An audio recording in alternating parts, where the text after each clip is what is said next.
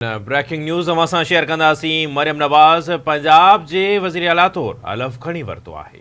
अवां सां ख़बर शेयर कयूं पिया। ब्रेकिंग न्यूज़ आहे। मरियम नवाज़ पंजाब जे वज़ीर आला तौर हलफ़ खणी वरितो आहे।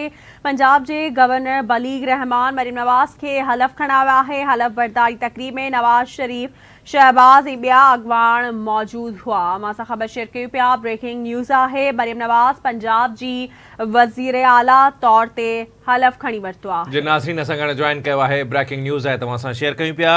मरियम नवाज़ पंजाब जे वज़ीर आला तौर हलफ़ खणी वरितो आहे। पंजाब जे गवर्नर बलीग रहमान मरियम नवाज़ खे हलफ़ खणायो। हलफ़ बरदारी तक़रीब में मियां नवाज़ शरीफ, शहबाज शरीफ ऐं ॿिया अॻवान मौजूद रहिया। हिकु बार ॿीहर ब्रेकिंग न्यूज़ अवां सां शेयर कंदासीं। मुस्लिम लीग नून जी अॻवान मरियम नवाज़ पंजाब जे वज़ीर आला तौर हलफ़ खणी वरितो आहे। अवां सां ख़बर शेयर कयूं पिया। ब्रेकिंग न्यूज़ आहे।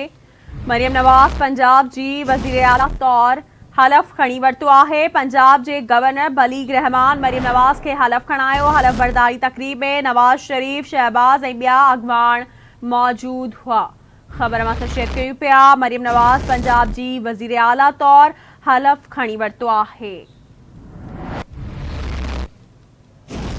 तव्हांखे अपडेट कयूं पिया। पंजाब जे गवर्नर बलीग रहमान मरियम नवाज़ खे हलफ़ खणायो आहे। ब्रेकिंग न्यूज़ अवां सां शेयर कयूं पिया। पंजाब जे गवर्नर बलीग रहमान मरियम नवाज़ खां हलफ़ खणायो। मरियम नवाज़ पंजाब जे वज़ीर आला तौर हलफ़ खणी वरितो आहे। हलफ़ बरदारी तक़रीब में मियां नवाज़ शरीफ, शहबाज शरीफ ऐं ॿियनि शिरकत कई।